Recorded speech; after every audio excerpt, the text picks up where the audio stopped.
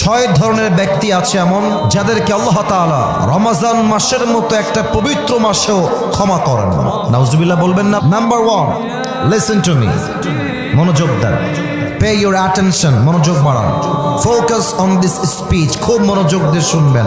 1 number, তাকে আল্লাহ তাআলা মাফ করেন না যেই বান্দা রোজা রেখেও আব্বা আম্মার সঙ্গে খারাপ ব্যবহার করে, তার কোনো ক্ষমা নাই।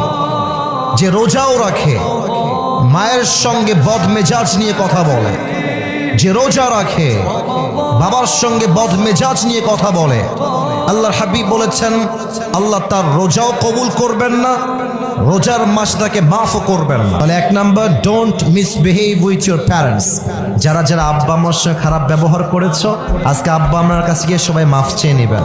আমিও মাফ চেয়ে নেব যে মা, অনেক অন্যায় হয়ে গেছে, ভুল বুঝে তোমাকে অন্যায় করে ফেলেছি, বাজে কথা বলে ফেলেছি, সামনে রমজান আসছে, মা ও আব্বা তুমি আমারে মাফ করে দাও। বলেন সবাই আমিন।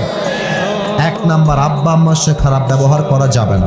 2 নাম্বার, যে ব্যক্তির রোজা আল্লাহ তাআলা কবুল করেন না এবং তাকে আল্লাহ তাআলা মাফ করেন না, সে হচ্ছে মুদমিনু খামরিন, যে নেশাখোর, যে মদ খায়। আমি যদি স্টেজ থেকে এখন নেমে যাই, কয়েকজনের পকেটে আমি হাত দেই, অনেকের পকেট থেকে এখন একটা বিড়ির প্যাকেট বের হবে, এখনই বের হবে। আবার মাহফিল শেষ করে যাওয়ার সময় এই পাত দিয়ে যাবে, বিড়ি টানতে টানতে বাসায় যাবে। তো রমজান মাসে আমরা তওবা করছি, বিড়ি, সিগারেট, মদ এবং নেশাগ্রস্ত কোনো জিনিস আমরা মুখে নিব না। রাজি আছেন তো সবাই ইনশাআল্লাহ? 3 নাম্বার রোগটা বলবো, এটা বড্ড মারাত্মক রোগ। এই রোগের জন্য আমাদের দেশটা ধ্বংস হচ্ছে। এই রোগটা হলো হিংসার রোগ। ভাই তার ভাইকে সহ্য করতে পারে না। আমি ভাইয়ের কথা কি বলবো, বাংলাদেশে এক হুজুর আর এক হুজুরকে সহ্য করতে পারে না, ঠিক কিনা বলে? সারাদিন গীবত, বদনাম, সোশ্যাল মিডিয়ায় ঢুকলেই এক হুজুর আর এক হুজুরকে দেখতে পারে না। হিংসা মানুষের আমলকে এমনভাবে জ্বালিয়ে দেয়, পুড়িয়ে দেয়, যেমনভাবে আগুন কাঠকে পুড়িয়ে দেয়।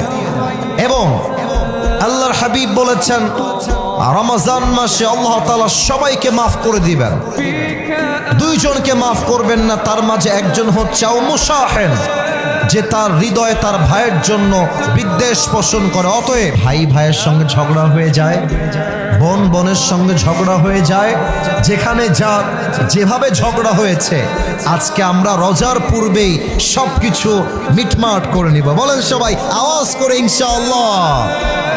5 নাম্বারটা একটু দেখবেন আমার দিকে, এইটা আমার মুখে কি? আরেকবার, আমার মুখে এইটা লম্বা লম্বা কি ভাই? মাশাআল্লাহ। আচ্ছা, মিথ্যা বলবেন না। আমি জানি দিনাজপুরের মানুষ কথায় এক, কাজেও এক। ভালোবাসলে আই লাভ ইউ, না বাসলে আই হেট ইউ, ঠিক কিনা বলেন? আচ্ছা মুরব্বী, আব্বাজান, যুবক ভাইরা, আমাকে দাড়িতে আনস্মার্ট লাগতেছে না স্মার্ট লাগতেছে? তো জোরে বলেন না, আনস্মার্ট না স্মার্ট? স্মার্ট লাগতেছে। মনে রাখবেন, দাড়ি কাটাই হচ্ছে এমন একটা গুনাহ, এখানে ওলামা ইকরাম আছেন, বানিয়ে বলার নো চান্স, নো অপরচুনিটি। যে দাড়ি কাটে প্রত্যেক সেকেন্ডে সেকেন্ডে তার আমলনামায় 60টা করে কবিরা গুনাহ লেখা হয়। এবার আসেন হাদিসটাকে মিলাই দেই। আপনি রোজা রাখলেন, ইটস এ ফাস্টিং, এটা রোজা, এটা সওয়াবের কাজ, সওয়াব করছেন একদিকে, আবার দাড়িটা কামাই ফেলেছেন। প্রত্যেক সেকেন্ডে সেকেন্ডে 60টা করে কবিরা গুনাহ, এদিকে রোজার সওয়াব। 2টা যখন হবে প্লাস মাইনাস হবে, একদিকে যোগ হবে আর একদিকে ফাঁকা হবে। আপনার মাসের বেতন হচ্ছে 30,000 টাকা আর খরচ হচ্ছে 40,000 টাকা। মাস শেষে ব্যালেন্স অ্যাড হবে 30,000, খরচ হয়ে যাবে 40,000। দেখবেন প্লাস মাইনাস করলে ফলাফল হবে 0। আপনি রোজাও রাখবেন, আবার দাড়িও ক্লিন শেভ করবেন, আপনার ওই রোজার 2 পয়সা দাম আল্লাহর কাছে নাই, ঠিক কিনা বলেন? অনেক যুবক বলবে, হুজুর দাড়ি কাটলে আমাকে মেয়েরা হয়তো বা বিয়ে করবে না।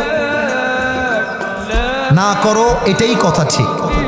বেটি তুমি আমারে বিয়ে করবে না, কোনো টাইম নাই তোমার। তোমার মতো মেয়ের জন্য আমার মতো দাড়িওয়ালা বীর পুরুষ নয়, তোমার মতো মেয়ের জন্য বিটিএস এর হিজড়াই সবচেয়ে বেশি পারফেক্ট হবে।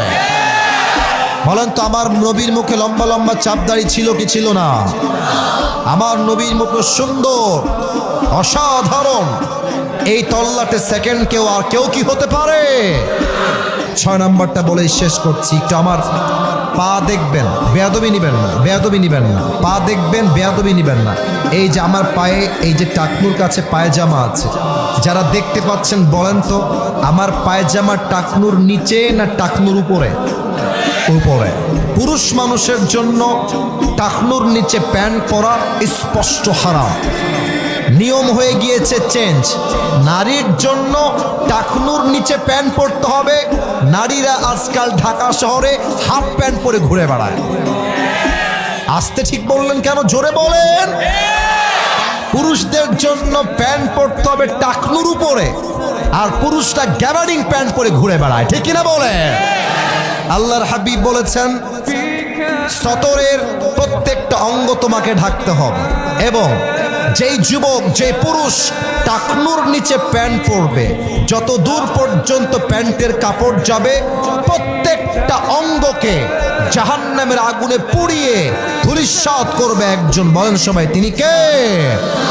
আল্লাহ আমাদের সবাইকে তুমি এই 6টা বদ আমল থেকে রমজানের পূর্বেই বাঁচার তৌফিক দান করো। পড়েন সবাই আমিন।